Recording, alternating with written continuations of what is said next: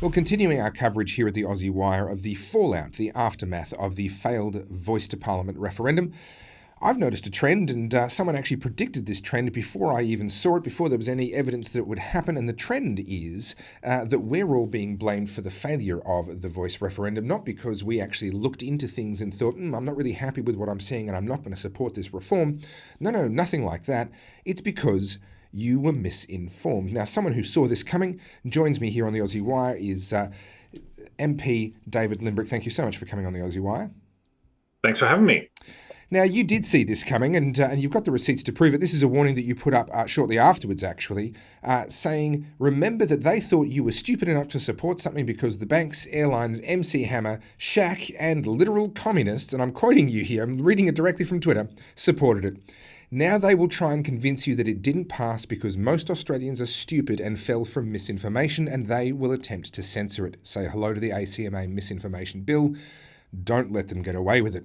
Well, Mr. Nostradamus, I'm going to rename you here. You are certainly very much on top of that because the Yes campaign has proved you very right. But before we talk about that, what is this ACMA misinformation bill that you're referring to?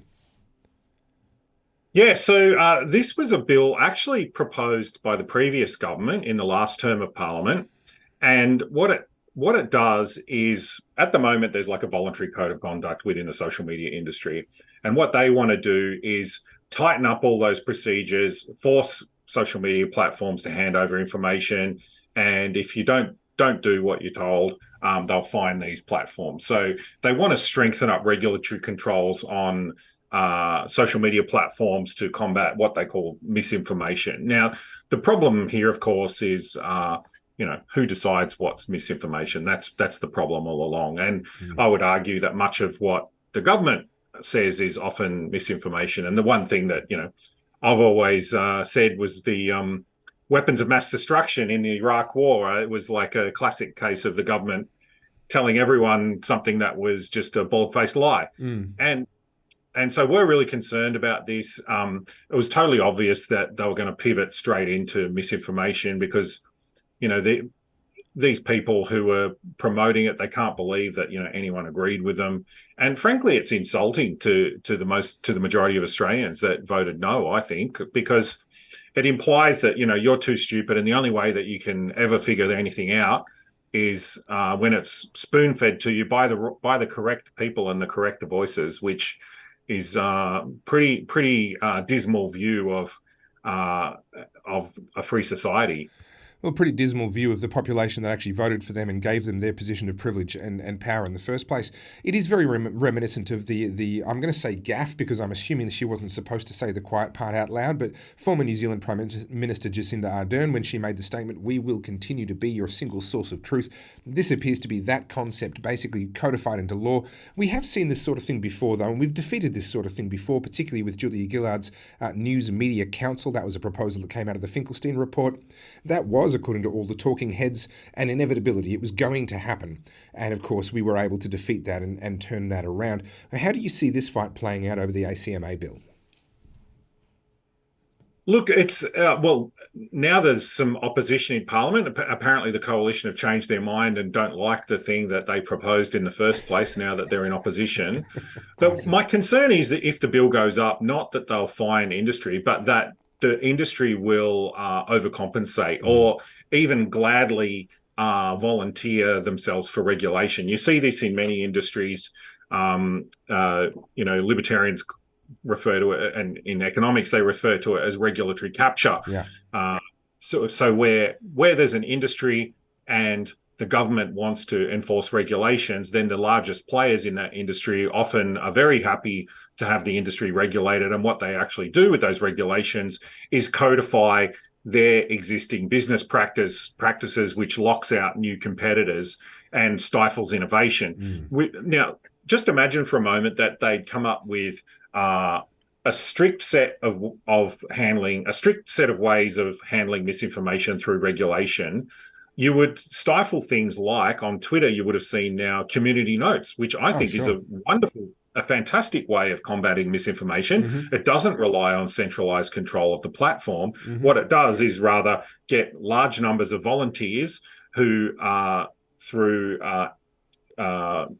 taking actions can increase their reputation to the point where they're trusted enough to provide factual context for things on Twitter, or X as it's called now. And so you end up in a situation where the original tweet or X post wasn't deleted, but they'll have context under it. And I know as an MP, actually, one of my biggest fears about using Twitter now is I don't want to get community noted. So, like, I'm always really careful to make sure that everything I say is factual, because it's humiliating, right? To get that community. And there's one of my favorite Twitter accounts is called Community Notes Violating People. Check it out; it's really funny. But well, look, it's a fascinating concept. It's almost the Wikipedia decentralization of fact checking, and I am a fellow libertarian, and decentralization is one of the things that we believe works a lot better than centralization. And this may prove to be actually a really great case study in exactly that playing out. With this ACMA bill, this has been, I've heard rumblings about this bill for a while. Where is this up to? What can we expect going forward in terms of the timeline on this bill? Well, it's interesting because it hasn't actually been introduced to Parliament. There's been an exposure draft released. They've opened for submissions, which is closed now. Our party put in a submission, and apparently it had tens of thousands of submissions. So lots of people were interested in it. But I think the government's getting a bit more heat on this than what they first anticipated. So they might be rethinking it, or I don't know. But all I'm trying to do is to get ahead of the idea that, they can use this referendum result as some excuse to shovel through some sort of, new regime which will control social media and stifle innovation. I think that would be an abhorrent use of the referendum result. I think they need to contemplate a bit more carefully what they're doing here. Well, we saw back in the Rudd-Gillard-Rudd backstabbing era, we saw the combination of the emissions trading scheme, which failed, and the misinformation, disinformation bill of its time, the News Media Council, as it was called back then. The failure of those two bills was what really triggered the rolling and re-rolling of those prime ministers. We've just seen the failure of The Voice. We might be about to see the withdrawal or potential failure of this ACMA bill. Where do you stand on this argument that Anthony Albanese should step down now that The Voice has failed? Do you think that is the right thing for him to do, or do you think that that's a bit of an overreaction? Oh, look, he put it, he needs to take accountability for the fact that he's wasted hundreds of millions of dollars here. He's caused mass, division within Australia, and it all amounted to nothing. I don't understand why he took this as a promise to the election without first agreeing with the Liberal Party, on some sort of bipartisan support. Referendums are almost impossible without bipartisan support. If he had have gotten that, agreement before the election, then you would say, well, that would have been better managed. But as it was, I don't know, he needs to at least take accountability for this. And I think a lot of people need to rethink, what they were actually trying to do here. Well, David Limbrick, MLC, Victorian Member of Parliament for the Libertarian Party of Victoria, thank you so much for your time here today on the Aussie Wire. We're going to stay up to date with this story, and we'd love to have you back on in future. Thanks a lot.